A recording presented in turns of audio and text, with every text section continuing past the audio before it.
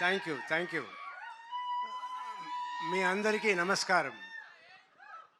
ఈ cinema first ఒప్పుకునేప్పుడు కథ విన్నప్పుడు నేను చాలా కథలు విన్నాను.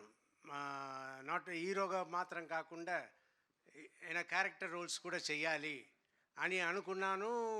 వచ్చే వాళ్ళ దగ్గర అందరిని అడుగుతూ ఉన్నాను. నాకు సరియైన సబ్జెక్ట్ రాలేదు. ఆఫ్టర్ 2 ఇయర్స్ 3 ఇయర్స్ తర్వాత నాకు అభిలాష్ గారు ఈ సబ్జెక్ట్ చెప్పారు. చెప్పగానే నాకు చాలా నచ్చింది.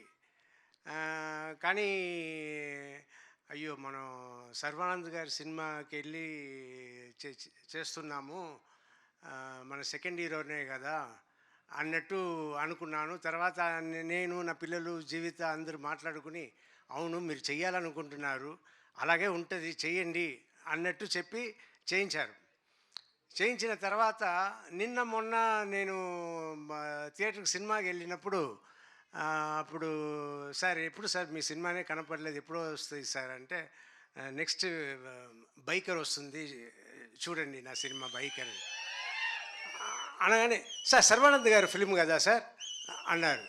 ఏంట్రా నా సినిమా అంటున్నా, సర్వానంద్ గారి సినిమా అంటున్నారు. అవునవును సర్వానంద్ గారి సినిమా. తర్వాత నేను చెప్పడం అంతా, సర్వానంద్ గారి సినిమాలో నేను ఉన్నాను, మీరు చూడండి థియేటర్లో అన్నట్టు నేను చెప్తూ ఉన్నా.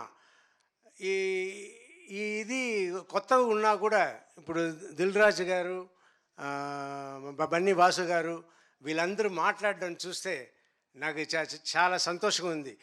ఒక పక్క అయ్యో సెకండ్ లెవెల్కి వెళ్ళిపోయామే అన్నట్టు అనిపిస్తుంది. కానీ మా అమ్మాయిలు ఒకటే అన్నారు, డాడీ అదంతా ఇంతకు ముందు డాడీ, ఇప్పుడంతా లేదు, అందరూ ఒకటే, సో మీరు సెకండ్ లెవెల్ థర్డ్ లెవెల్తో అనుకోవద్దు అని నా పిల్లలు అన్నారు. సో ఇప్పుడు నేను అడ్జస్ట్ అయిపోయాను. సో నేను మీ అందరికీ రిక్వెస్ట్ చేసేది ఏంటంటే, ఎక్కువ సినిమాలు నన్ను పెట్టుకోండి, మంచి క్యారెక్టర్ తీసిరండి, I want to do. And Sarva గారి గురించి చెప్పాలి, very sweet person, very respectable person. చాలా అందుకే నేను షూటింగ్ చేస్తున్నప్పుడు కూడా నేను ఒక హీరోలాగా, వాళ్ళ ట్రీట్మెంట్ కూడా సూపర్ ట్రీట్మెంట్, యూవీ క్రియేషన్స్.